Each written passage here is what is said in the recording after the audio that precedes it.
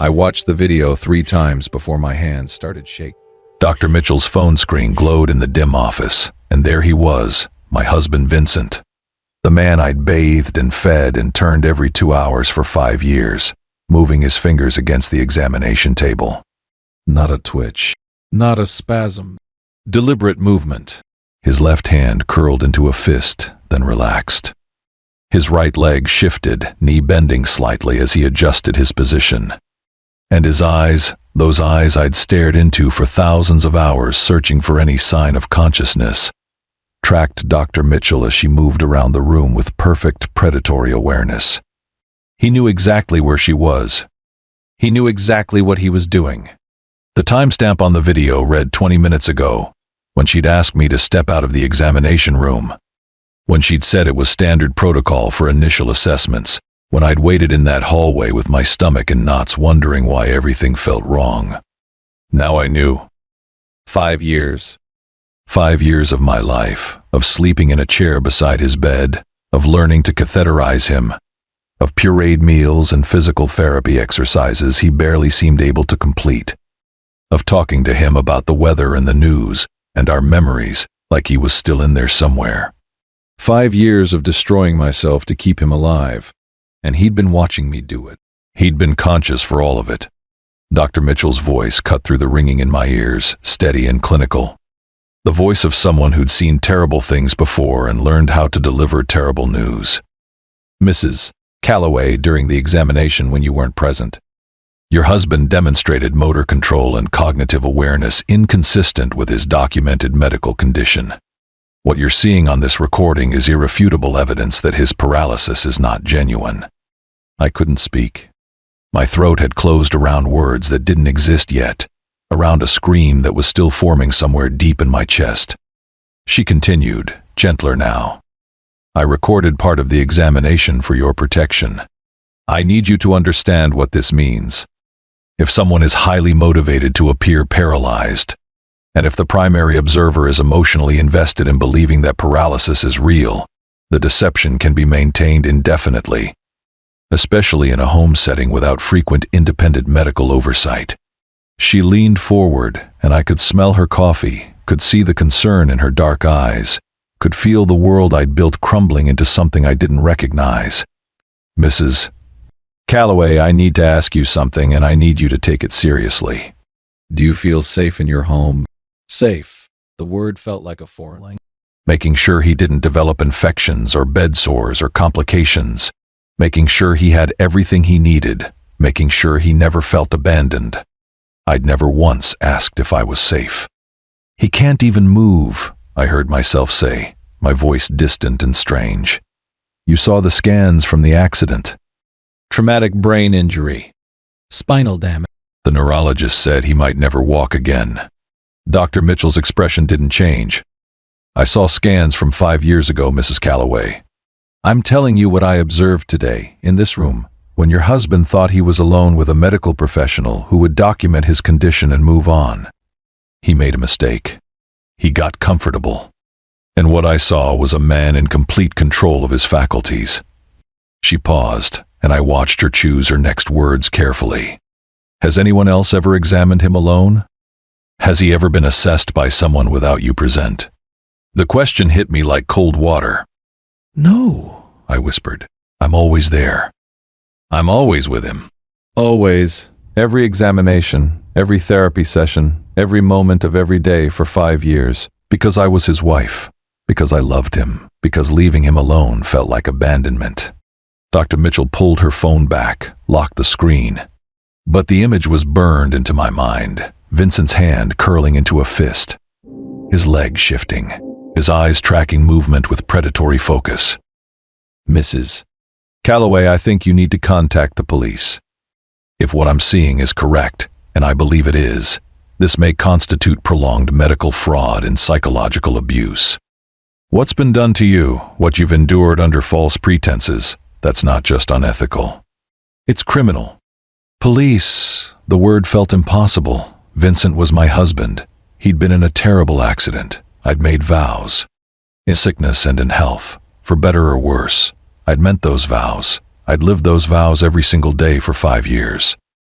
I need to go home, I said, standing on legs that didn't feel like mine. I need to think. Dr. Mitchell stood too, blocking the door for just a moment, her voice urgent. Mrs. Calloway, if I'm right about this, then the man you're going home to has been lying to you for 5 years. He's been watching you sacrifice everything while he pretended to be helpless. That level of deception, that level of control, it suggests something deeply wrong. Please consider what I'm telling you. Consider calling the police before you go back to that house. But I was already moving toward the door, already thinking about the medical transport van waiting to take Vincent home. Already trying to understand how the entire foundation of my world had just been ripped away in the space of a 20-minute video.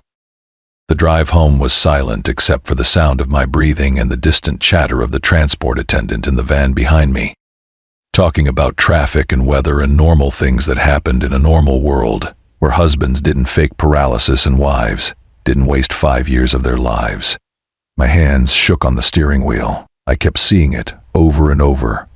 Vincent's hand curling into a fist, his legs shifting, his eyes watching.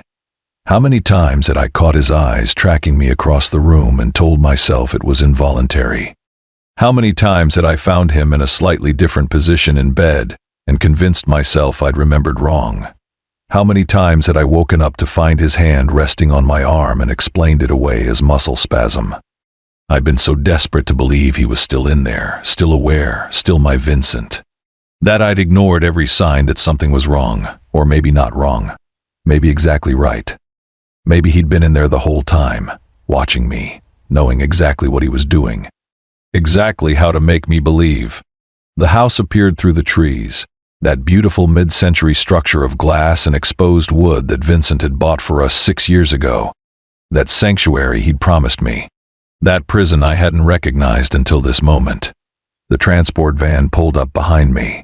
The attendants got out, opened the back doors, began the process of transferring Vincent from the van to his wheelchair. I sat in my car watching them work, watching them handle my husband's supposedly paralyzed body with practiced efficiency, watching Vincent's face remain slack and empty and unaware. Except now I knew. Now I'd seen the video. Now I knew that behind those half-open, unfocused eyes was a man who'd been lying to me for 5 years, who'd been watching me age and break and sacrifice everything, who'd been conscious for every single moment of my devotion. The attendants wheeled him into the house. I followed like a ghost, like something not quite real anymore. They transferred him to his bed with the same careful movements I'd performed 10,000 times. They adjusted his pillows, checked his positioning, made sure he was comfortable. He lay there motionless. Eyes half open, the perfect picture of a man trapped in a broken body. They left. The door closed. And for the first time in 5 years, I looked at my husband and saw a stranger. Vincent lay in the hospital bed we'd installed in what used to be our living room, surrounded by medical equipment and supplies. His body positioned exactly how I'd been taught to position it to prevent pressure sores and muscle atrophy. His chest rose and fell with steady breaths. His face remained slack. But I kept thinking about Dr. Mitchell's video, about the way his fingers had moved with purpose, about the intelligence in his eyes when he thought no one was watching who mattered. If he'd been conscious this whole time, what else had he been doing? The question settled into my chest like a stone. I thought about the text message on his old phone 6 weeks ago, the one I'd kept charged out of sentimentality, the notification preview that had read, "We need to talk about the arrangement." Before I'd opened it and found the entire thread deleted, I thought about the camera equipment that had been delivered to the house, expensive professional gear that the delivery man had insisted was ordered by V. Calloway, that Vincent's account manager had claimed was a mistake and had picked up the next day. I thought about the phone call at 2 a.m. that had disconnected the second I'd answered. I thought about Vivian Chen, the attorney who'd appeared at my door asking to speak with Vincent about urgent business matters, whose expression had shifted to something calculating when I'd explained his condition, who'd said she'd need to verify his status with his medical team. At the time, I'd thought these were just strange coincidences, loose ends from Vincent's life before the accident. Things that didn't matter anymore because Vincent couldn't possibly be conducting any kind of business from a paralyzed body. But if he wasn't paralyzed, if he'd been conscious and aware and capable this entire time, then what had he been doing? I walked to his bedside, looked down at him the way I'd looked down at him thousands of times before. His eyes were half open, unfocused, staring at nothing, or pretending to stare at nothing. "Vincent," I said quietly, testing something, watching for any response. "Nothing." Just the steady rise and fall of his chest, the slack muscles of his face, the perfect performance of a man who wasn't there. Except he was there. He'd been there all along. He'd watched me give up my 20s to take care of him. He'd watched me cut my hair short because long hair was too much to manage when I was getting 3 hours of sleep a night. He'd watched me stop seeing friends, stop answering calls from my father, stop having any life outside these walls. He'd watched me sleep in a chair beside his bed for 3 months, because I couldn't bear the thought of him waking up alone and afraid. He'd watched me learn to catheterize him, to give him suppositories, to handle every intimate, humiliating necessity of his supposedly broken body. He'd watched me talk to him for hours about nothing, filling the silence with my voice because I couldn't stand the thought of him trapped in there with no connection to the world. He'd watched me cry. He'd watched me age. He'd watched me break myself into pieces trying to keep him whole. And he'd never said a word. He'd never given me a sign. He'd just let me destroy myself while he lay there like a god watching a devotee make sacrifices at an altar. The rage came then, sudden and bright and terrible. I wanted to scream at him, to shake him, to make him admit what he'd done. But I didn't, because I needed to know more first. I needed to understand the scope of this. I needed to know what he'd been hiding and why he'd chosen this particular kind of torture. So instead I smiled, touched his hand gently the way I always did, and said in the same soft voice I'd used for 5 years, "I'm going to make dinner, sweetheart. I'll be back soon." His face didn't change, but somewhere behind those half-open eyes, I knew he was listening. I knew he'd heard every word. And for the first time in 5 years, I knew he had no idea what I was thinking. That night I waited until Vincent's breathing settled into the deep, steady rhythm that I'd learned meant he was genuinely asleep, or at least pretending to be asleep so convincingly that I couldn't tell the difference anymore. Then I got up from the chair where I'd spent so many nights and began searching the house I thought I knew. I started in his office, the room I rarely entered because it had been his space before the accident, and I'd preserved it out of some misguided sense of respect. His computer sat on the desk, password protected. I tried our anniversary, his birthday, my birthday, combinations of both. Nothing. I tried the date of the accident. The screen unlocked. My hands were shaking as I opened his email. The inbox was full of messages, hundreds of them dating back years. Recent messages from Vivian Chen, the attorney who'd come to the door. Messages from his account manager about transactions and transfers. Messages from people with names I didn't recognize about business deals and arrangements and payments. He'd been conducting business. From this house. From that hospital bed. While I'd been feeding him and bathing him and turning him every 2 hours. I clicked on the message thread with Vivian Chen. The most recent email was from 3 weeks ago. Vincent had typed it himself, his supposedly paralyzed fingers moving across this keyboard with perfect precision. "The situation with Mara is stable. She suspects nothing. Continue with the original timeline. The insurance settlement should clear within the month. Make sure the disability documentation remains consistent. We can't afford any irregularities now." Insurance settlement. Disability documentation. The original timeline. I opened another folder. Financial documents, spreadsheets showing accounts I'd never seen before. Money moving through offshore holdings with my name on them. Transactions I'd never authorized. Signatures that looked like mine but that I'd never made. He'd been forging my signature. He'd been using my identity. He'd been building something elaborate and complex and completely fraudulent, and I'd been the unwitting centerpiece of it all. I found the documentation for the insurance claim from the accident. A massive settlement for catastrophic injury, permanent disability, loss of quality of life. The payout had gone into accounts we supposedly shared, but I'd never seen the money because Vincent's account manager handled everything, and I'd never asked questions because I'd trusted him. I'd trusted him completely. There were emails about disability benefits, about protected assets, about legal structures designed to shield wealth from creditors and lawsuits. There were communications with people I didn't know about deals I didn't understand, all of it moving forward while Vincent lay in that hospital bed pretending to be trapped in his own body. And then I found the folder labeled Home Security. Inside were video files. Hundreds of them. I clicked on one at random and my stomach dropped. It was footage from inside our house, our bedroom, our bathroom, the living room where Vincent's hospital bed sat. He'd installed cameras, hidden cameras throughout the house. And the footage was recent, time-stamped and organized by date and location. He'd been watching everything, recording everything. I clicked through more files, my horror mounting with each one. There was footage of me sleeping in the chair beside his bed, my face drawn with exhaustion.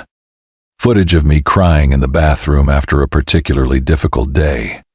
Footage of me talking to him about my fears and hopes and dreams, pouring my heart out to someone I thought couldn't respond. Footage of me undressing, showering, living my most private moments. He'd been cataloging my life. Every moment of my suffering, every moment of my devotion, every moment of my complete vulnerability. He'd been recording it like I was a specimen in a lab, like I was something to be studied and documented and controlled.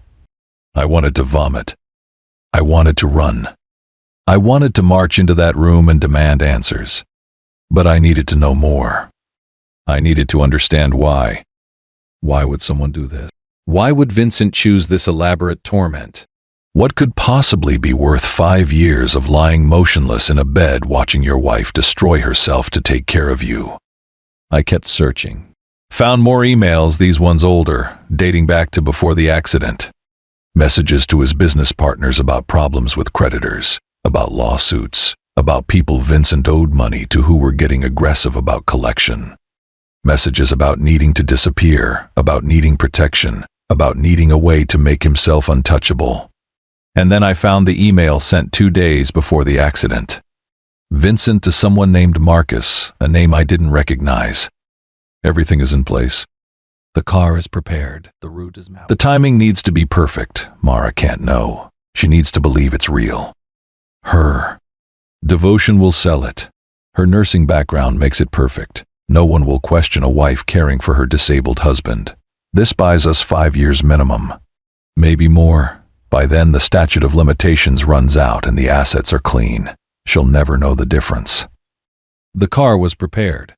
The timing needs to be perfect. The accident hadn't been an accident. Vincent had staged it.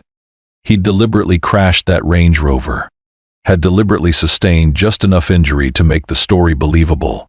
And then he'd fake the paralysis, knowing I'd step in, knowing I'd dedicate myself to his care.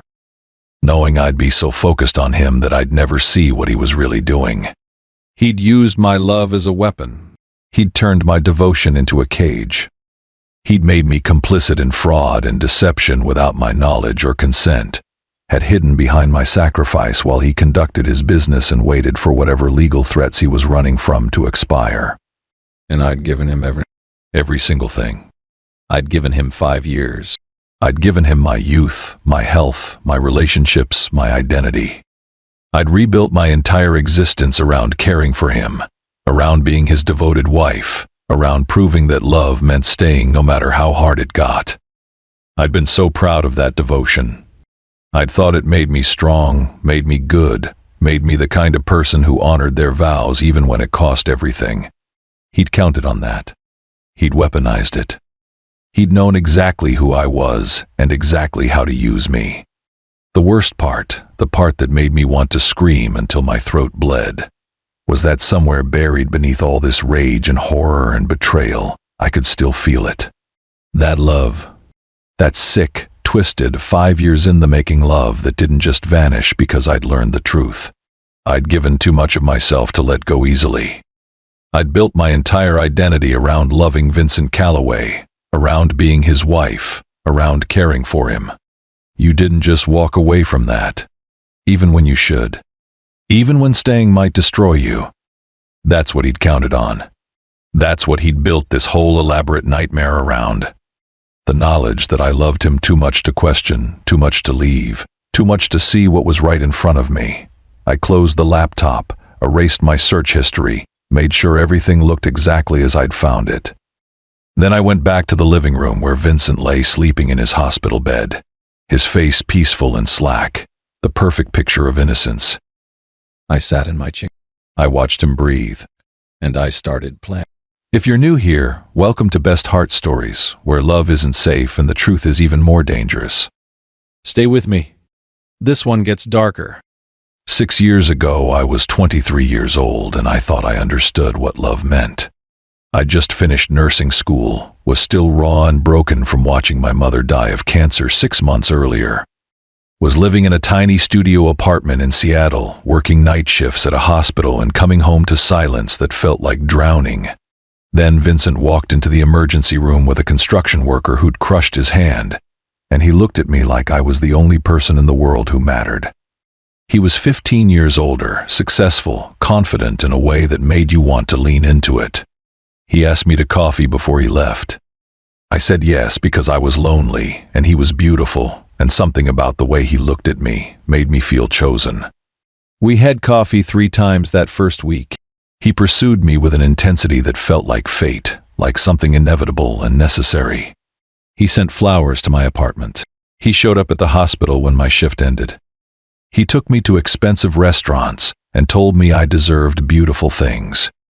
He said he'd been waiting his whole life to find someone like me. 6 weeks later, he proposed. My friends thought it was too fast. My father, who I barely spoke to after my mother's death, said I was making a mistake. But Vincent made me feel safe in a way I hadn't felt since before my mother got sick.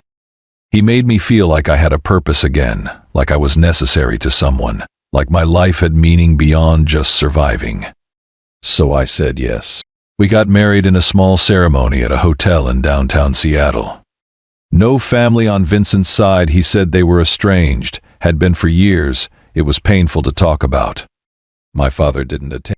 It was just us and a few of my friends who smiled and said congratulations, but whose eyes said they were worried.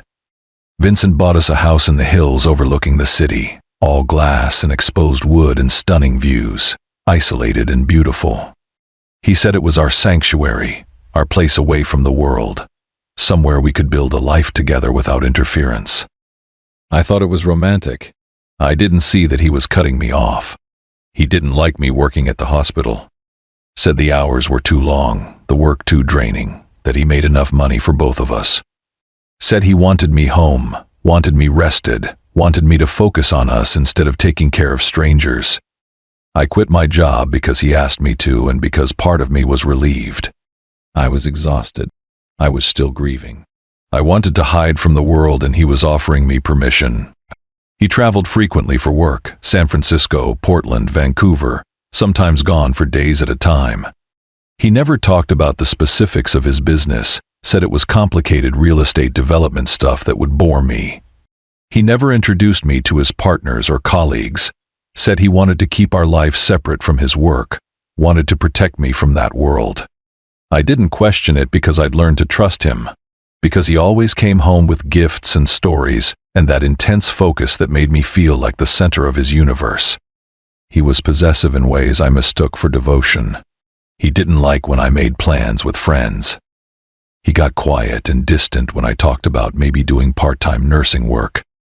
He wanted to know where I was, what I was doing, who I was talking to. He checked my phone sometimes, said he just wanted to make sure I was safe, that the world was dangerous and he worried. I thought it was love. I thought it meant he cared. I didn't see that he was building a cage. For 18 months our life was intoxicating and suffocating in equal measure, and I was too young and too desperate for connection to understand the difference. Then came the accident. October, a Friday night, heavy rain and wind. Vincent's Range Rover went off a cliffside road about 40 miles outside Seattle. He was alone, coming back from a business meeting in Tacoma. The vehicle rolled 3 times before landing in a ravine. They pulled him out barely alive. I got the call at 11 p.m. from a nurse at Harborview Medical Center. Traumatic brain injury, spinal damage. Surgery to relieve pressure on his brain. They didn't know if he'd make it through the night. I didn't leave his bedside for 6 days. I slept in a chair in the ICU, ate food I didn't taste from the cafeteria, watched machines breathe for him and monitor his heart and keep him tethered to life. His business partners came once, 2 men in expensive suits whose names I didn't catch, who stood awkwardly at the foot of his bed for 10 minutes and then left. They never came back. On the 6th day, Vincent opened his eyes. The neurologist ran tests. Vincent couldn't move anything below his chest. His speech was slurred, words coming out thick and confused. His eyes tracked movement but seemed distant, unfocused, like he was seeing through me instead of at me. The doctor said the spinal damage was severe. Said he might never walk again. Said they couldn't predict how much cognitive function he'd recover. Said some patients improved with therapy. Some plateaued, some never got better. But he was alive. That's what mattered. He was alive and I had him back, even if he was different, even if he was broken, even if the life we'd been building was gone. I made a choice that night, sitting beside his hospital bed holding his unresponsive hand. I would not abandon him. He'd given me safety when I had nothing. He'd chosen me. He'd loved me. And I would prove that love meant staying, meant sacrifice, meant being strong enough to carry both of us through this. That's what marriage was supposed to be, right? In sickness and in health. For better or worse. I meant those vows. I would show him what real devotion looked like. I became his everything. I learned his care routines from the hospital nurses. How to catheterize him. How to check for pressure sores and reposition him to prevent them. How to do range of motion exercises. How to prepare food he could safely swallow. How to suction secretions. How to monitor for signs of infection or complications. I learned it all because I needed to be enough. When they discharged him after 3 months, I brought him home to our house in the hills.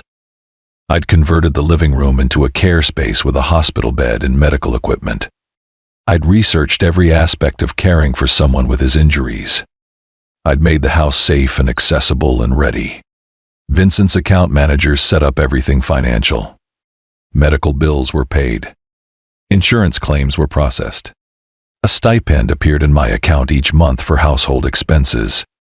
I never asked questions because I didn't have the capacity to think beyond the next day's care routine.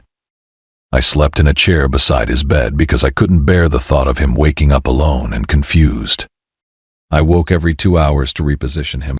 I talked to him constantly, filling the silence with my voice, telling him about the weather and what I was reading and memories from before. Sometimes his eyes seemed to track me. Sometimes they didn't. The neurologist at his follow-up appointment said cognitive function was difficult to assess in cases like his. There might be awareness trapped behind the injury. There might not be. We couldn't know for sure. I chose to believe he was in there. I chose to believe that my Vincent, the man who'd pursued me with such intensity, who'd made me feel chosen and necessary, was still somewhere inside that broken body listening to me, knowing I hadn't left him. Because if I didn't believe that, if I thought I was destroying myself for an empty shell, I didn't know how I'd survive. Are you listening to this alone? In the dark? It's okay. Sometimes the heaviest stories need quiet. 5 years passed and I aged in ways that had nothing to do with time. My hands grew rough and dry from constant washing and handling medical supplies. My back developed a chronic ache from lifting and repositioning Vincent's body. I cut my hair short because long hair was too much to manage when I was running on 3 hours of sleep. I wore the same rotation of clothes, yoga pants and oversized sweaters, nothing that mattered because no one saw me anyway. The house that had felt like a sanctuary became a prison of routines. Morning medication, 8 pills crushed and mixed with applesauce. Physical therapy exercises, moving his limbs through ranges of motion he supposedly couldn't control. Breakfast, pureed to the right consistency. Catheter care. Bathing, a complicated process with a bed bath and careful attention to skin integrity. Lunch. More exercise. Afternoon medications. Dinner. Evening care. Repositioning every 2 hours through the night. Every day the same. Every day necessary. Every day proof of my devotion. I talked to Vincent constantly because the silence felt like death. I told him about books I was reading, shows I watched while sitting beside his bed, news stories that seemed important. I told him I loved him. I told him I wasn't going anywhere. I told him we'd get through this together. Sometimes I thought I saw his eyes focus on me, really see me, but the neurologist said random eye movements were common. Sometimes I'd find him in a slightly different position in bed than I'd left him, and I'd convince myself I'd remembered wrong. That exhaustion was making me confused. Sometimes I'd wake up to find his hand had moved, was resting on my arm or shifted to a different position, and I'd tell myself it was muscle spasms or that I'd moved it in my sleep. I wanted so desperately to believe he was still in there, still aware, still my Vincent, that I explained away everything that felt wrong. Vincent's assets sustained us. The account manager handled everything remotely. Medical bills, household expenses, my small stipend. It all just appeared, and I never questioned where it came from or how it worked because I didn't have the capacity. My friends stopped calling after the first year. I'd canceled too many plans, had been too exhausted to maintain conversations, had slowly let every relationship outside these walls deteriorate until I couldn't remember the last time I'd spoken to anyone but Vincent and his doctors.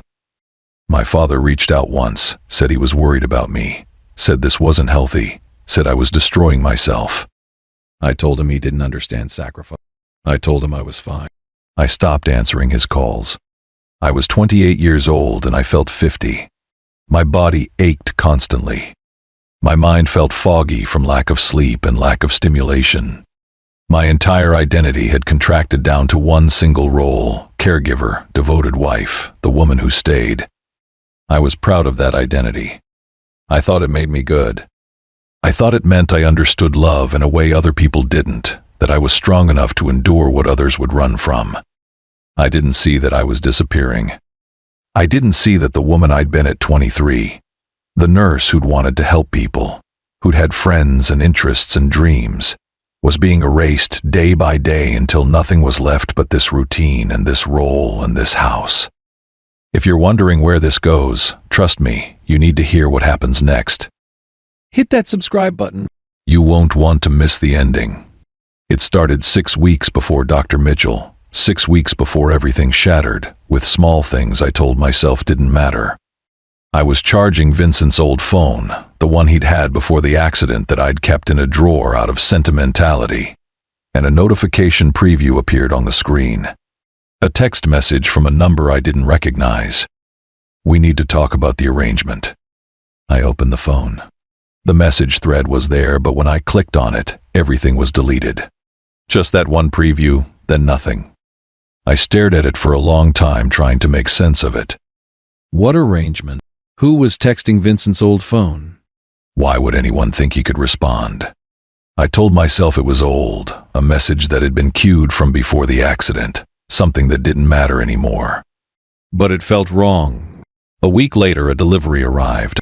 Large boxes, expensive camera equipment, professional grade. The delivery man checked his tablet and said it was for V. Calloway, ordered 3 days ago, signature required. I told him there must be a mistake. Vincent couldn't order anything. He was paralyzed. The man shrugged and said the order was placed online. Payment confirmed. This was definitely the right address. I signed for it because I didn't know what else to do. I called Vincent's account manager, a man named Richard who I'd spoken to maybe twice a year for 5 years. I told him about the delivery. He was quiet for a moment, then said it must be a mistake. He'd look into it. Don't worry about it. The next day, someone came to pick up the boxes. No explanation. Just a man who said he was there to collect the camera equipment, loaded it into a van, and left. Then came the phone call at 2 a.m. I was asleep in my chair beside Vincent's bed when my cell phone rang, a number I didn't recognize. I answered, groggy and confused. There was breathing on the other end. Someone was there. "Hello?" I said. The line disconnected. I tried to call back. The number was no longer in service. I told myself it was a wrong number, a robocall, something random that happens sometimes. But my hands were shaking as I set the phone down. Something felt wrong, and I couldn't articulate what it was, couldn't point to anything concrete, just a growing sense that the world wasn't what I thought it was. Then Vivian Chen appeared at my door. It was a Tuesday afternoon. I'd just finished Vincent's lunch and was cleaning up when the doorbell rang. We never got visitors. The doorbell ringing felt like an alarm. I opened the door to find a woman in her mid-30s, professionally dressed in a gray suit, carrying a leather portfolio. She had sharp eyes and perfect makeup, and the kind of confidence that came from winning arguments. "Mrs. Calloway," she said. "My name is Vivian Chen. I'm an attorney. I need to speak with your husband Vincent about some urgent business matters." I felt something cold settle in my stomach. My husband was in a serious accident 5 years ago. He's paralyzed. He can't conduct business. Her expression shifted, something flickering across her face that I couldn't read. Not sympathy. Something harder. Calculation, maybe. Assessment. "I see," she said slowly. "I wasn't aware his condition was that severe. I'll need to verify his status with his medical team. Can you provide me with the name of his primary physician?" I gave her the name of the neurologist we'd been seeing, the one who'd recently retired, the one whose retirement had led to the appointment with Dr. Mitchell. Vivian wrote it down in a small notebook, thanked me, handed me her business card. "Please have someone call me," she said. "This is time sensitive." Then she left, got into a black sedan, and drove away. I stood in the doorway holding her card for a long time. Why would an attorney show up looking for Vincent? What urgent business could he possibly have? And why had her expression shifted like that when I'd explained his condition? Like my answer had confirmed something, or revealed something, or changed some calculation she'd been making. I threw her card away. I didn't want to think about it. I didn't want to acknowledge that something felt deeply wrong. But the splinter was in my mind now, small and sharp and impossible to ignore. I started noticing things I'd explained away before. The way Vincent's eyes sometimes tracked me across the room when I thought he wasn't looking. The way he never developed severe bed sores despite me occasionally falling asleep during position changes and missing a turn. The way I'd sometimes find him in a slightly different position than I'd left him. The night I'd woken to find his hand, his supposedly immobile hand, resting on my arm. I'd been telling myself for 5 years that I was exhausted, that I was imagining things, that grief and caretaking had made me paranoid. What if I'd been right all along? What if the small wrongnesses I'd been dismissing were actually signs of something much bigger? What if the man I'd sacrificed everything for had been watching me do it? The thought was too terrible to examine fully, so I pushed it away, focused on the routines, kept moving through my days like everything was normal. But normal had developed cracks, and I couldn't stop seeing them. Then came the appointment with Dr. Mitchell, and all those cracks exploded into a chasm that swallowed everything I'd believed. The medical transport van followed me home, Vincent in the back, the attendants chatting about traffic and the weather. Normal conversation happening in a world that didn't feel real anymore. I kept seeing it, Vincent's hand curling into a fist on Dr. Mitchell's video. His leg shifting with deliberate control, his eyes tracking her movement with perfect awareness. 5 years. He'd been conscious for 5 years. He'd watched me destroy myself. He'd watched me age from 23 to 28 in a compressed hellscape of exhaustion and sacrifice. He'd watched me give up friends, family, career, identity, every single thing that made me myself. And he'd never said a word. He'd just lain there and let me believe. Let me pour my devotion into an empty vessel.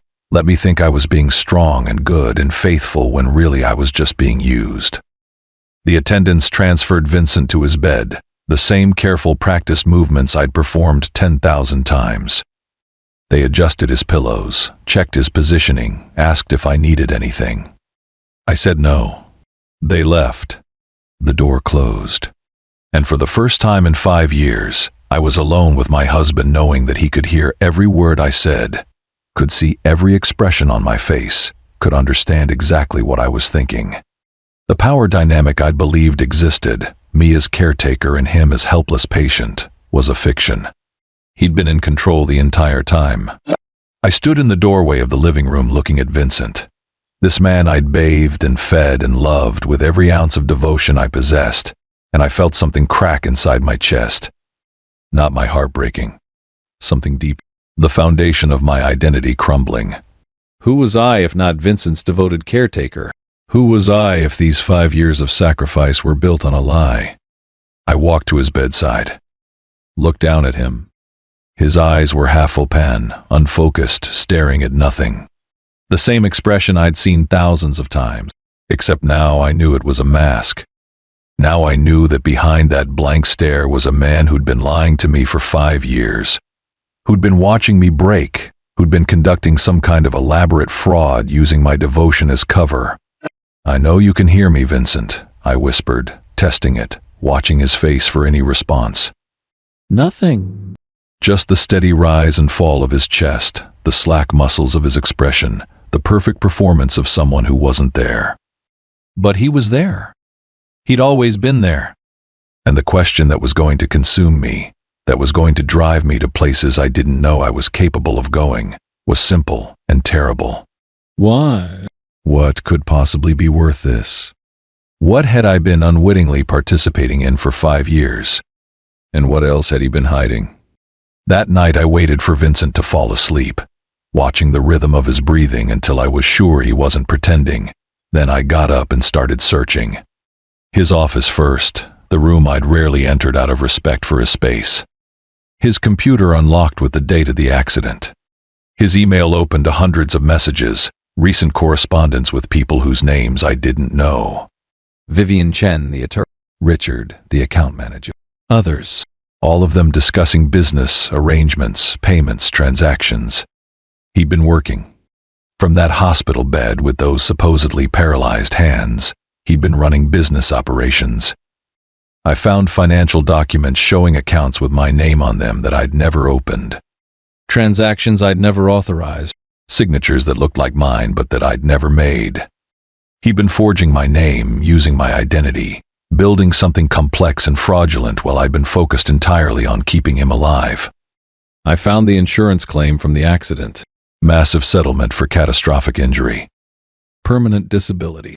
The money had gone into accounts I'd never seen because Richard handled everything and I'd never questioned it. I found emails about disability benefits, protected assets, legal structures designed to shield wealth.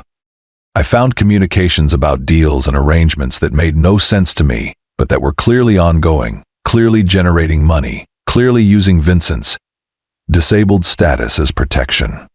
And then I found the folder labeled Home Security. Inside were video files. Hundreds of them. Footage from cameras I didn't know existed. I clicked on one and my stomach dropped. It was our bedroom. The timestamp was from 2 months ago. I was sleeping, curled on my side, my face drawn with exhaustion even in sleep. The angle was from above, hidden in the ceiling or the light fixture. He'd installed cameras throughout the house. Hidden cameras recording everything. I clicked through more files, watching myself live my life unaware. Footage of me in the bathroom, showering, vulnerable and exposed. Footage of me crying after a particularly hard day. Footage of me talking to Vincent about my fears and hopes, pouring my heart out to someone I thought couldn't respond. Footage of every private moment, cataloged and stored. He'd been watching me. Not just in person, but through these cameras, recording every moment of my suffering and devotion like I was a subject in an experiment, like I was something to be studied and controlled and possessed. I felt violated in a way I couldn't articulate, a way that went beyond physical space into something deeper, into the core of who I thought I was. He'd stolen my privacy. He'd stolen my authenticity. Every moment I'd thought was mine had actually been his to observe and record and keep. I kept searching, driven by a need to understand that overrode my horror. I found older emails, from before the accident, about problems. Creditors. Lawsuit. People Vincent owed money to who were getting aggressive. Plans to disappear, to protect assets, to become untouchable. And then I found it. The email sent 2 days before the accident to someone named Marcus. Everything is in place. The car is prepared. The route is mapped. The timing needs to be perfect. Mara can't know. She needs to believe it's real. Her devotion will sell it. Her nursing background makes it perfect. Disabled husband. Maybe more. By then the statute of limitations runs out and the assets are clean. She'll never know the difference. The car was prepared. The accident was staged. Vincent had done this to himself deliberately, had created just enough injury to make the story believable. Then had faked the paralysis knowing I would step in, knowing I would dedicate myself to his care, knowing I would be so focused on him that I'd never see what he was really doing. He'd used my love as a weapon. He'd turned my devotion into a cage. He'd made me complicit in fraud without my knowledge. Had hidden behind my sacrifice while he waited for legal threats to expire and assets to be laundered clean. And I'd given him everything. Everything. 5 years of my life. My youth. My health. My relationship. My identity. I'd rebuilt myself around being his caretaker, around proving that love meant staying no matter how hard it got. I'd been proud of my devotion. I'd thought it made me strong. He'd known exactly who I was and exactly how to use me. He'd counted on my devotion, weaponized it, turned my greatest strength into the instrument of my destruction. The worst part, the part that made me want to scream until something inside me broke, was that I could still feel it. That love. That sick, twisted 5 years in the making love that didn't just vanish because I'd learned the truth. I'd invested too much of myself to let go easily. I'd built my entire identity around loving Vincent Calloway, around being his devoted wife. That didn't just disappear. Even when it should. Even when staying might destroy me. That's what he'd counted on. That's what made his plan so perfect. He'd known I'd love him too much to question, too much to leave, too much to see what was right in front of me. I closed the laptop, erased my search history, made everything look exactly as I'd found it. Then I went back to the living room where Vincent lay sleeping, his face peaceful and innocent. I sat in my chair. I watched him breathe. And I started planning. Because if he thought I was just going to accept this, if he thought I was going to keep playing my role in his elaborate fraud, if he thought he could keep me caged by my own devotion, he'd miscalculated. I'd spent 5 years learning how to care for someone who couldn't care for themselves. I'd learned patience. I'd learned to watch for small signs. I'd learned to be methodical and thorough and relentless. Now I was going to use all of that against him. Where are you watching from? What time is it there right now? Are you listening alone or late at night? Stay with me. We're about to reach the part where everything changes. The next 3 days I played my role perfectly. I woke at the usual times to reposition Vincent. I prepared his meals with the same care. I talked to him about the weather and what I was reading. I smiled and touched his hand gently. I gave him his medications. I performed every ritual of care exactly as I had for 5 years. But I was watching him differently now. Looking for the small tells, the tiny breaks in his performance. And I found them. When he thought I wasn't looking, his eyes would focus, sharp and aware. When I left the room, I'd pause just outside the door and watch through the gap. He'd flex his fingers, rotate his wrists, subtle movements to maintain muscle control. Once I saw him scratch his nose, a quick unconscious gesture, before his hand went still again. He'd been doing this the entire time, maintaining just enough muscle tone and flexibility to function while pretending to be paralyzed. It would have taken discipline, careful planning, precise control. He'd been living 2 lives, the helpless patient when I was watching and whatever he really was when he thought he was alone. I started documenting everything. I set up my phone to record from hidden positions. I cataloged the small movements, the focused eyes, the breaks in his performance. I photographed the documents I'd found on his computer.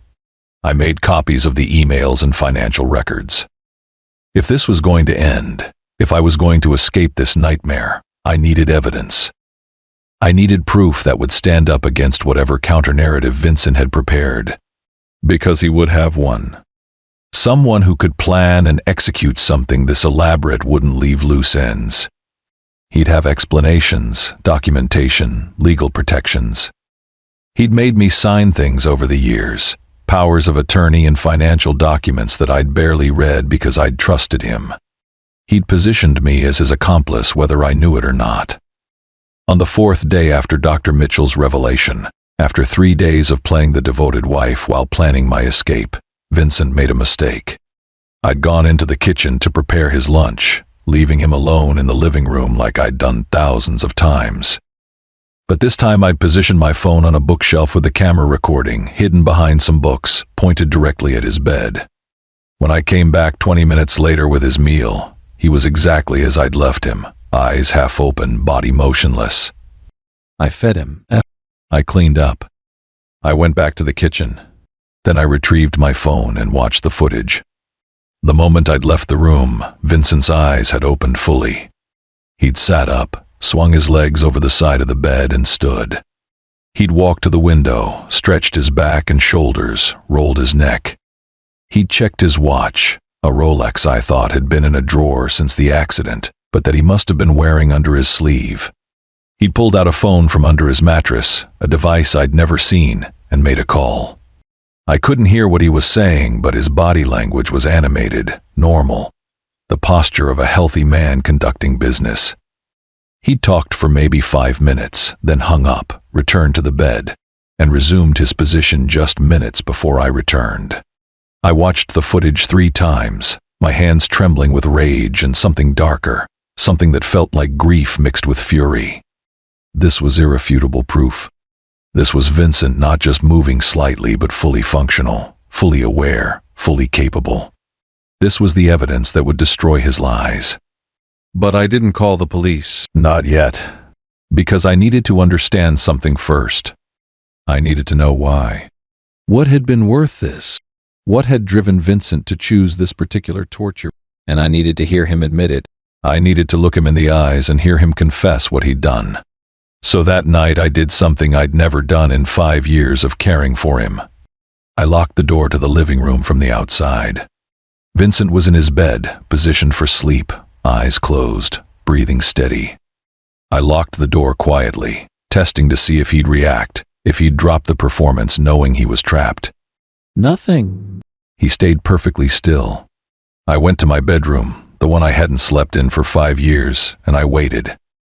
I watched the clock. Midnight passed. 1 a.m. 2 a.m. Then I heard it. The sound of the living room door handle turning. 1. Twice. Then silence. He'd discovered he was locked in. I waited another hour, letting him sit with that realization, letting him wonder what I knew. Then I unlocked the door and walked in. Vincent was in his bed, eyes half open, body motionless, the perfect picture of someone who'd been sleeping.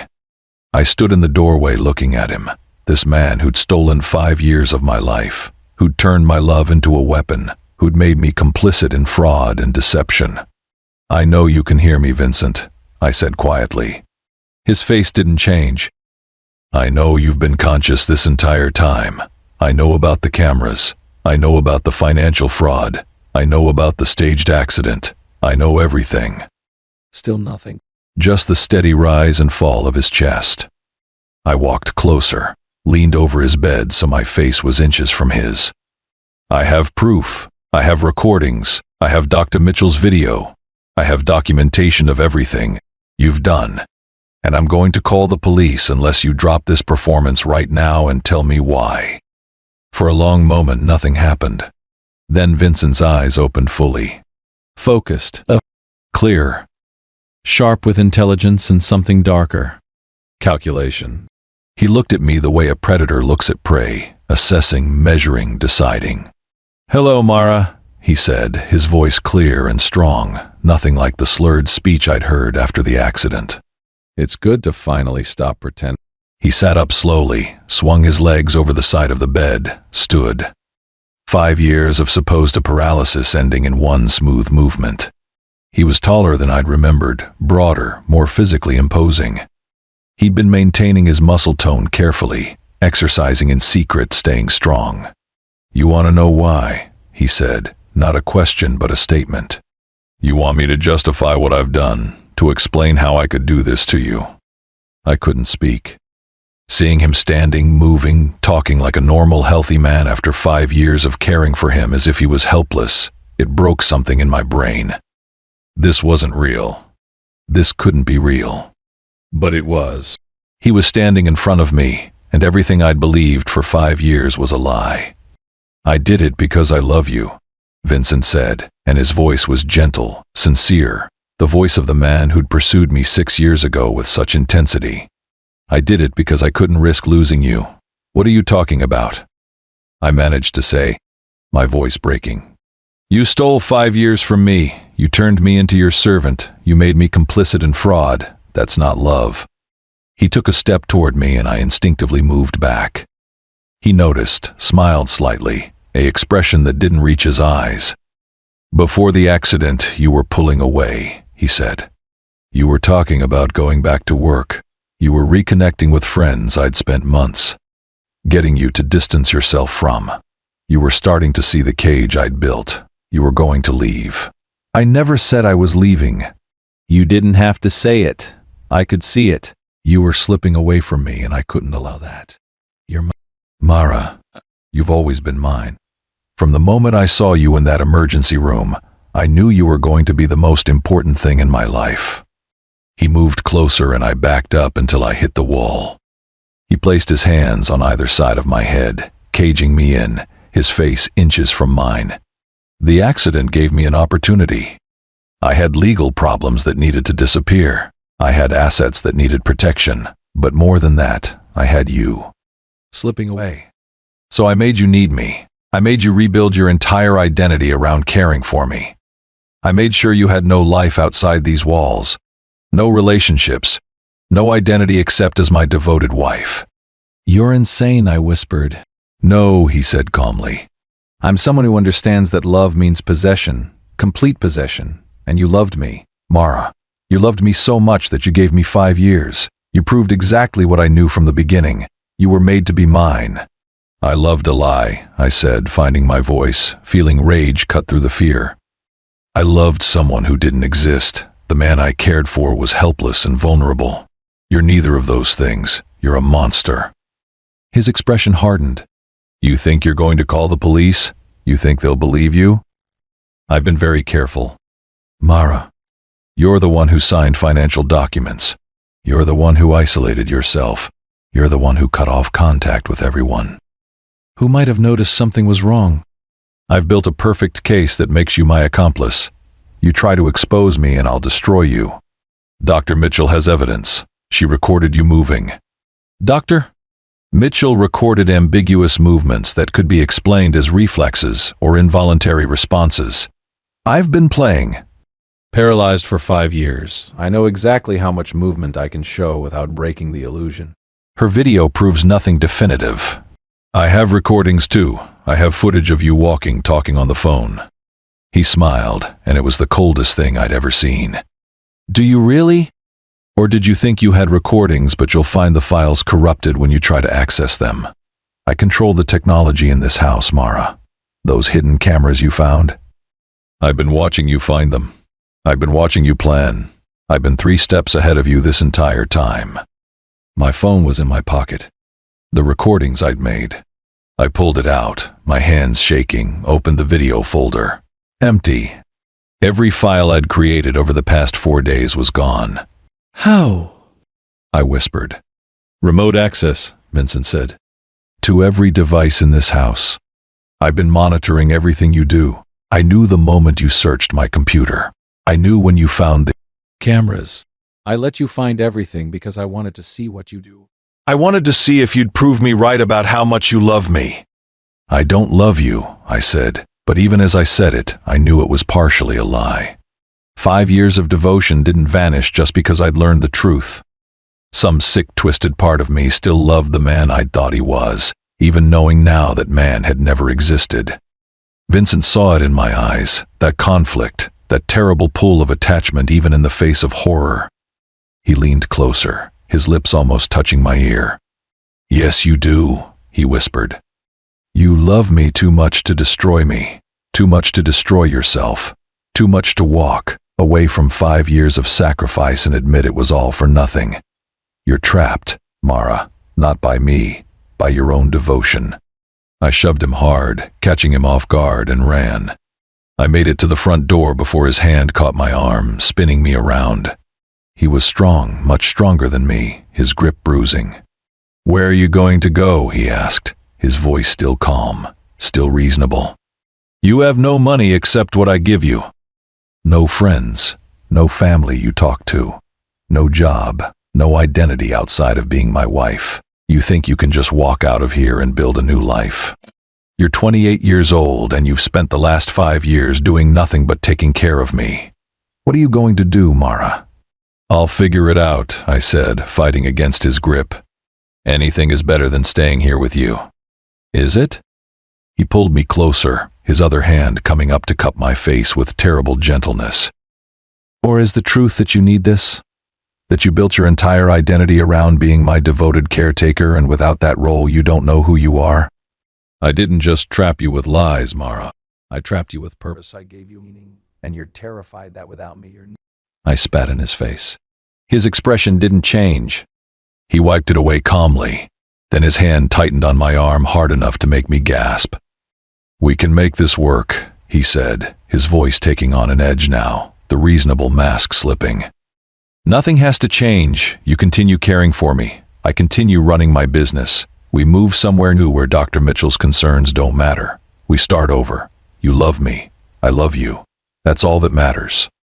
"You don't know what love is," I said through gritted teeth. "Love isn't a cage. It isn't control. It isn't 5 years of lies.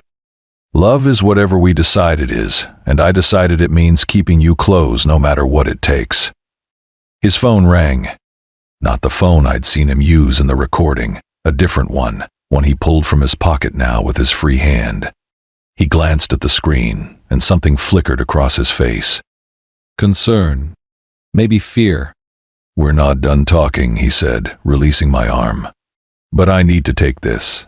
Don't do anything stupid, Mara. There's nowhere for you to go." He answered the phone, turned away. "This isn't a good time," he said into it. Then he went still, listening. His posture changed, tension spreading through his shoulders. "That's not possible." The timeline was clear. We have another 6 months before. He listened. "Understood. I'll handle it." He hung up, stood there for a moment with his back to me, his hand clenched around the phone. When he turned back, his expression was different. Worried. The mask of control had cracked. "Change of plans," he said. "We're leaving tonight. Pack a bag. Only essentials." "I'm not going anywhere with you." "Yes," he said, and now his voice was hard, all pretense of gentleness gone. "You are?" "Because if you don't, if you call the police or try to run or do anything except exactly what I tell you, I will make sure you go to prison for fraud. I have 5 years of documentation showing you as my co-conspirator. I have your signatures on financial documents. I have evidence that you knew everything and helped me. You try to destroy me and I'll destroy you first." "You're lying. Am I? You want to test that? You want to risk it?" He took a step toward me and I saw something in his eyes I'd never seen before. Desperation. Fear. Whatever that phone call had been, it had shaken him. His perfect control was fracturing. "Vincent," I said, trying a different approach, making my voice soft. "What's happening? What was that call?" "None of your business. Pack your things. We're leaving in 30 minutes. If we're leaving together, if you need me to come with you, then I need to know why. I need to know what's happening." For a moment, he just stared at me, and I could see him calculating, weighing how much to tell me. "The people I owed money to before the accident," he finally said. "They found me. The statute of limitations I was waiting for doesn't matter anymore. They're coming. And if they find us here, we're both dead." I felt cold spread through my chest. "What did you do, Vincent? Who are these people?" "It doesn't matter. What matters is that we need to disappear right now. And you need me because..." "Because," he said, and his voice was almost gentle again. My disabled status is the only thing keeping some of my assets protected. I need you to keep playing your role as my devoted caretaker. I need you to help me disappear. And in exchange, I'll keep you safe from the people who are coming. Why would they come after me? Because you're my wife. Because by now they'll know you've been helping me. Because whether you meant to or not, you're part of this. The terrible thing was, he was right. I'd signed documents I didn't understand. I'd been complicit in his fraud even if I hadn't known it. If dangerous people were looking for Vincent, they'd see me as part of it. I'd been trapped by my own devotion, and now I was trapped by his crimes. I need to think, I said. You don't have time to think, you have time to pack a bag. Where would we go? I have a place prepared, off-grid, safe. We can disappear there until this blows over. And then what? I'm just supposed to keep playing your devoted wife forever? Keep pretending you're paralyzed while you run your business and control my entire life? Yes, he said simply. That's exactly what you're supposed to do. Because you love me, Mara. Because even knowing everything, even hating me, you still love me. And that love is going to keep you right where I need you. He was right and I hated him for it. Some part of me, some sick broken part that had spent 5 years building an identity around devotion, still loved him. Still felt that pull. Still wanted to believe that somewhere in this monster was the man who'd chosen me, who'd made me feel necessary. That's what 5 years of sacrifice had done to me. It had rewired my brain until I couldn't separate love from suffering, couldn't imagine an identity that wasn't built around caring for him. But there was another part of me now, a part that had grown over the past 4 days as I'd discovered the truth. A part that was done being trapped, done being used, done letting devotion become a cage. No, I said quietly. Vincent went still. What? No, I'm not going with you. I'm not packing a bag. I'm not continuing this performance. I'm done, Vincent. Whatever happens, whoever's coming, I'm done being your prisoner. You don't mean that. I do. I loved you. I gave you everything, but I'm not going to let that love destroy me. You taught me something over these past 5 years. You taught me that I'm strong enough to endure anything, strong enough to sacrifice everything. But you made a mistake. You assumed that strength would always be in service. Mara, he said, and now there was real fear in his voice. You don't understand what's coming. These aren't people you can negotiate with. If you stay here, if you call the police, if you try to expose me, they will find you. And they will hurt you in ways you can't imagine. Then I'll face that, but I won't face it chained to you. I turned toward the door again. This time, when his hand reached for me, I was ready. I spun, bringing my knee up hard into his groin. He doubled over with a gasp and I ran, this time making it out the front door, down the steps, toward my car. The keys were still in my pocket. I could hear Vincent behind me, recovering, shouting my name. I reached my car, fumbled with the keys, got the door open. Vincent was running now, moving fast, proving just how physically capable he'd been all along. I got in the car, locked the doors, started the engine. He reached my window just as I put the car in reverse, his hands slamming against the glass. Mara, don't do this. You'll die out there. You need me. I looked at him through the glass, this man I'd loved and sacrificed for and given everything to. This man who'd used that love to build a cage, and I felt something break free inside my chest. Not my heart. My feet.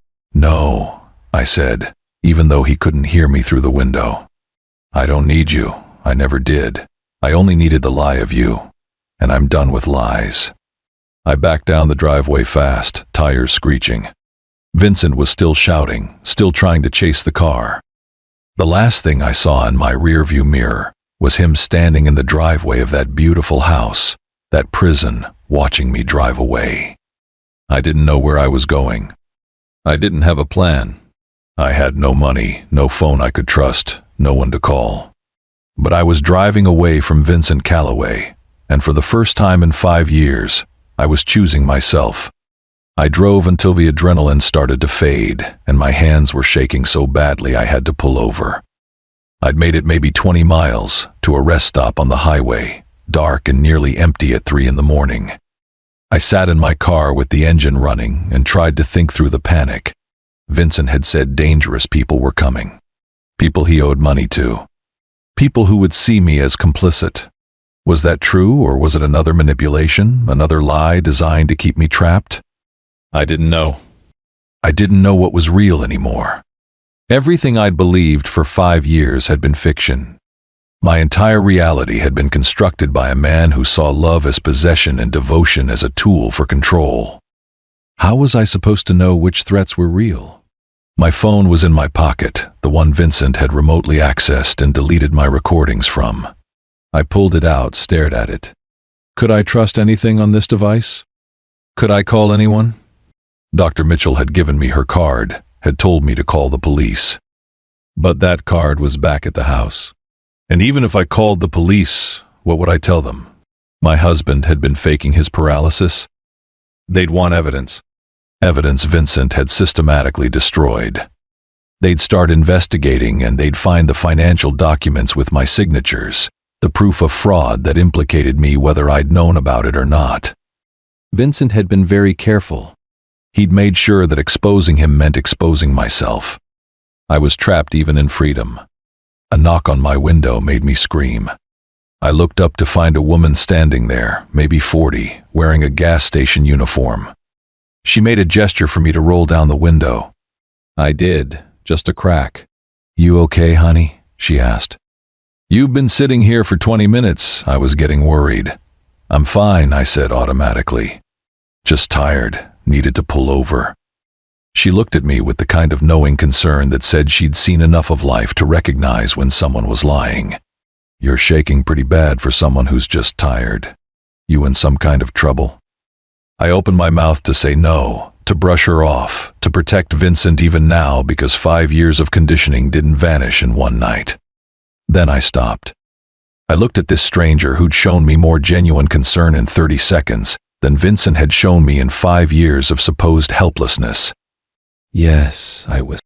"I'm in trouble, and I don't know what to do." She studied me for a moment, then nodded. "Come inside. Let me get you some coffee. We'll figure it out." I don't know why I trusted her. Maybe because I had no one else. Maybe because I'd spent 5 years trusting the wrong person, and I needed to believe that strangers could be kinder than the man who'd promised to love me. I got out of the car, followed her into the gas station. It was fluorescent bright and smelled like old coffee and cleaning products. She poured me a cup from a pot that looked like it had been sitting there for hours, pushed it across the counter toward me. "My name's Linda," she said. "You gonna tell me what's going on, or you just gonna shake yourself apart while drinking bad coffee?" I told her. Not everything, but enough. About Vincent, about the 5 years, about discovering he'd been faking his paralysis, about the fraud I'd been unknowingly complicit in, about his claims that dangerous people were coming. I told her about not knowing what was real, about being trapped by my own love, about having nowhere to go. Linda listened without interrupting.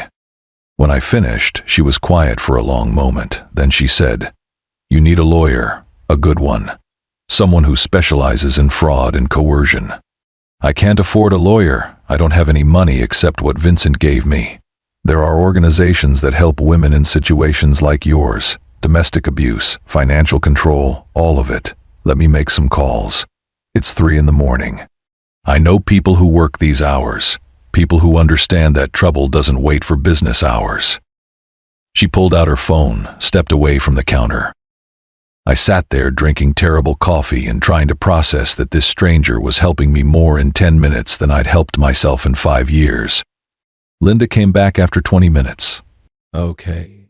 I've got a friend who runs a shelter for women. She's expecting you. She's also got connections to legal aid. People who can help you sort out the fraud situation. You're going to go there. You're going to let them help you, and you're not going to go back to that house. Understood?" I nodded, not trusting my voice. "Thank you," I managed.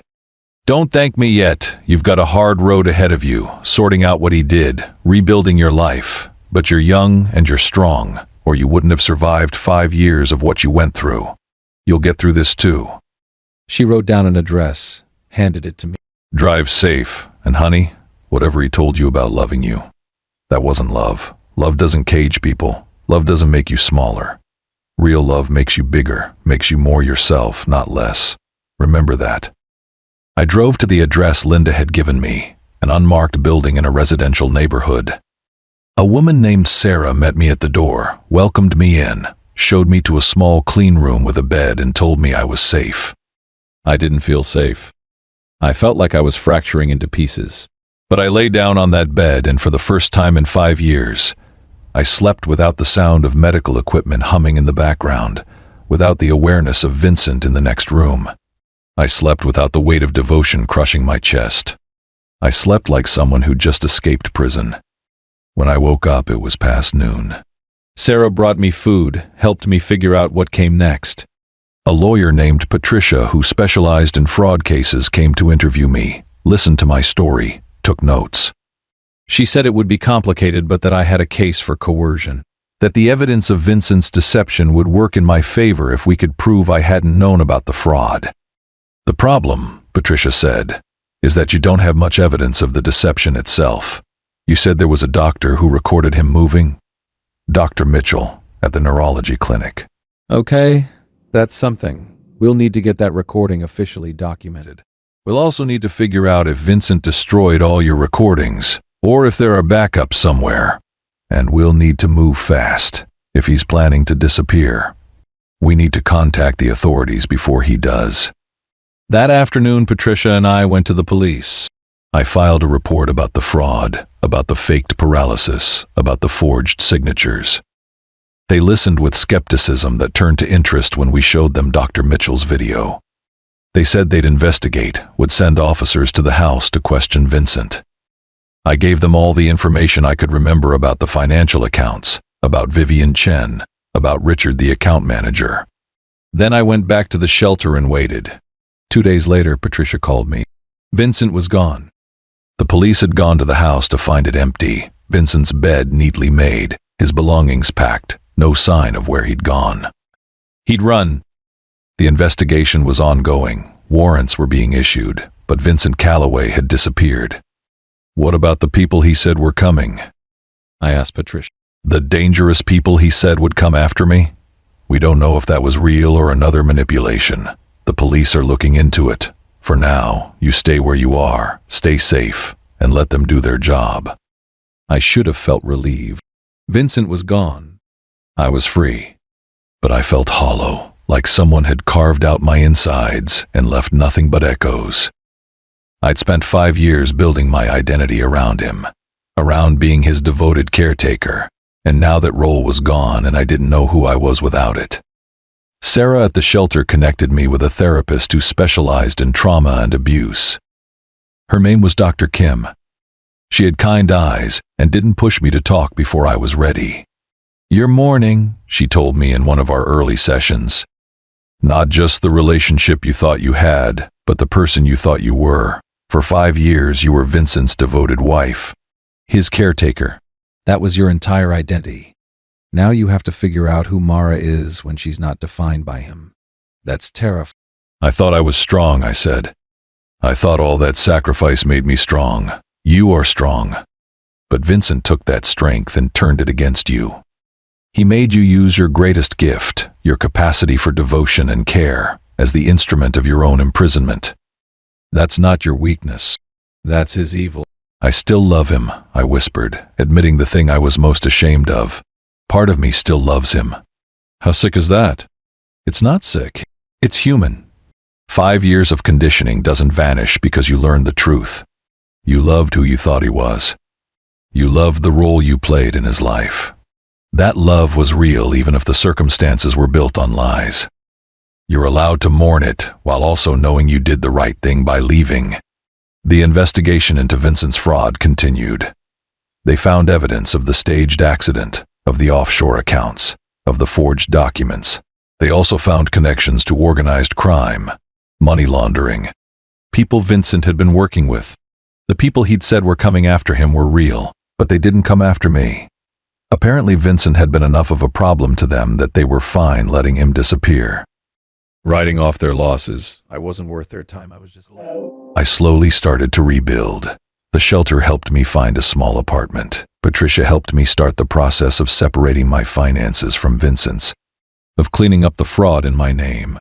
I got a job at a coffee shop, minimum wage, but it was mine, earned by my own work. I started reconnecting with old friends, slowly, carefully. Learning how to be social again after 5 years of isolation. My father called when he heard I'd left Vincent. We had a tentative conversation, the first real one in years. He said he'd been worried about me, had tried to reach out. But that I'd pushed him away. He said he was glad I was safe. We started having weekly phone. There was a lot of hurt to work through, but it was something. I cut my hair even shorter, dyed it a different color, changed my style, changed everything I could change about my appearance because I needed to look in the mirror and see someone who wasn't Vincent's. Caretaker staring back. I was 28 years old and I was starting over from nothing. Some days it felt impossible. Some days I'd wake up and forget that Vincent wasn't in the next room. Would start mentally planning his care routine before remembering. The conditioning ran deep. Some days I'd see a man who looked like Vincent and my heart would stop. Some days I'd find myself defending him in my head, explaining away what he'd done. Making excuses, then I'd remember. The cameras, the lies, The 5 years he'd stole away, he'd watched me suffer and called it love. The way my mind tried to protect Vincent even now. It's not about him anymore, she'd say. It's about you deciding who you want to be. Do you want to be defined by what he did to you, or do you want to define yourself? I chose to define myself. It was the hardest thing I'd ever done. Harder than those 5 years of caregiving. Because at least then I'd known my role. Now I had to figure out who Mara Calloway was when she wasn't being used. I started small. I took a cooking class because I'd spent 5 years making pureed food and I wanted to remember how to Cook for pleasure. I joined a book club because I'd spent 5 years reading aloud to Vincent and I wanted to read for myself. I started jogging because my body had been wrecked from caregiving and I wanted to feel strong again. Slowly. Piece by piece, I built a new identity. Not Vincent's wife, not his caretaker. Just Mara. Someone who liked spicy food and thriller novels and running in the early morning. Someone who had opinions and preferences and a voice that didn't need to stay soft and comfortable. Could say no, could choose herself. 6 months after I left, the police called. They'd arrested Vincent at the Canadian border trying to cross with false documents.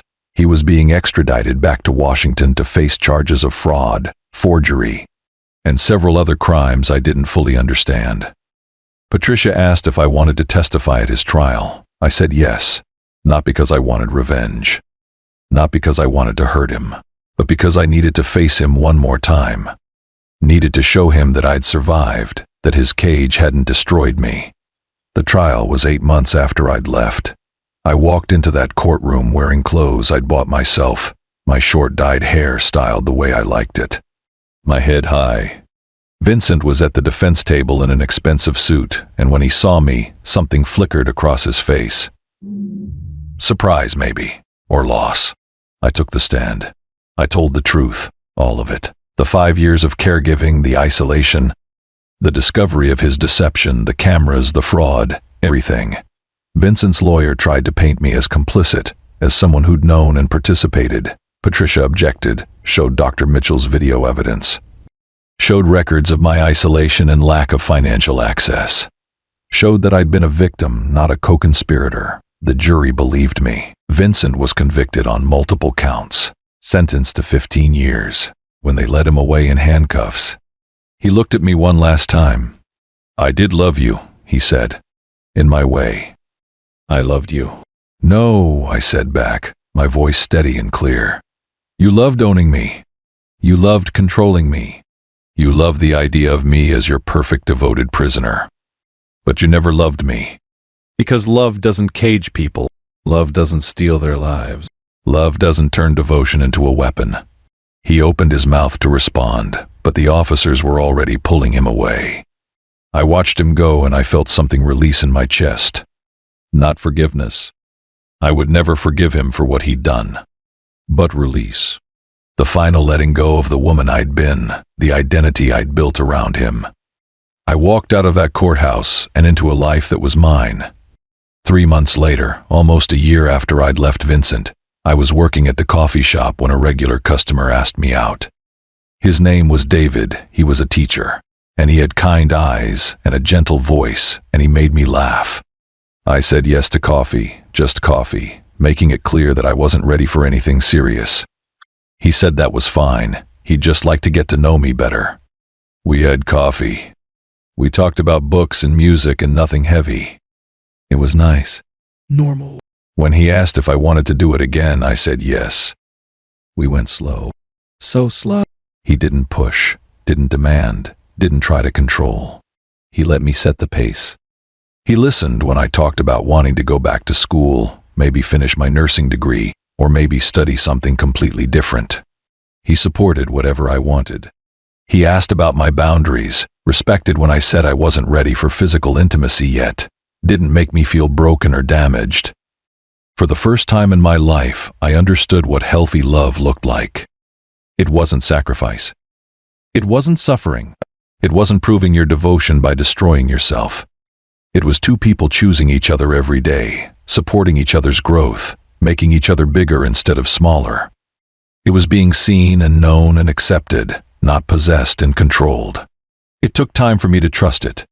Took time for me to believe that David wasn't going to turn into Vincent, that this gentleness wasn't a mask hiding something darker. Dr. Kim helped me work through it, helped me understand that not every man was a monster, that I was allowed to try again, to risk love again, even after everything I'd been through. I'm 29 now. It's been 18 months since I left Vincent. I'm back in school studying psychology because I want to help other people who've been trapped by love, who've let devotion become a cage. I volunteer at the shelter where Sarah helped me, talking to women who are going through what I went through. David and I are taking things day by day. Some days are harder than others. Some days I still wake up from nightmares about Vincent, about being back in that house, about discovering it was all still happening. Some days I catch myself falling into old patterns, making myself smaller, prioritizing someone else's needs over my own. But I'm learning. I'm healing. I'm becoming who I was always supposed to be before Vincent turned my love into a weapon. I got a letter from Vincent last month. His prison letters are monitored, so it was appropriately vague, but the message was clear. He's still waiting for me. Still believes that eventually I'll realize what we had was real love. Still thinks I'll come back.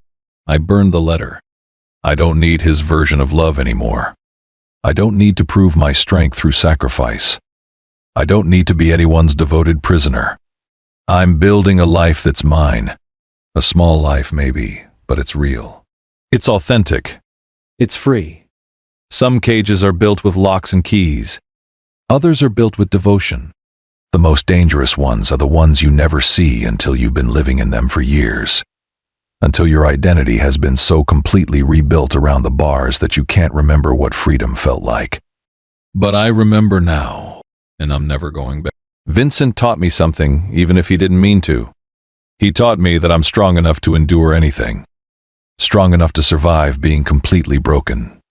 Strong enough to rebuild from nothing. He thought that strength would always be in service to him. He never considered that I might use it to save myself. He miscalculated. And that miscalculation freed me. I'm not grateful for what he did. I wouldn't wish 5 years of my life being stolen on anyone. But I'm grateful for what I learned about myself. I'm grateful for the woman I'm becoming. I'm grateful for understanding that love should never feel like a cage. That devotion should never mean erasure. That sacrifice should never require you to destroy yourself. I'm learning what real love looks like now. With David, with my friends, with my father, with myself. It looks like respect. Like boundaries. Like supporting each other's growth instead of preventing it. Like choosing someone because they make you more yourself, not less. It looks like free. And after 5 years in a beautiful prison built from lies and twisted devotion, freedom is everything. If you've made it this far with me, thank you. Thank you for listening to this story, for staying with me through all the darkness, for witnessing what I went through. To everyone out there who's trapped by love, who's sacrificing themselves for someone who doesn't deserve it, who's built their identity around devotion to the wrong person, hear this. You are not your sacrifice. You are not your devotion. You are not the cage someone else built around you. You are more than that. You are allowed to choose yourself. You are allowed to leave. You are allowed to rebuild. And you are allowed to call what happened to you what it was. Not love, abuse. Because real love doesn't steal. It doesn't cage. It doesn't destroy. It liberates. Subscribe to Best Heart Stories if you want more of these real, raw, unfiltered narratives. If you want stories that don't look away from the darkness, but that also show you the light on the other side. Because there is light. I promise you. There is light and freedom and a life that's yours, waiting for you on the other side of the cage. You just have to be brave enough to unlock it and walk through. I did. And if I can, so can you.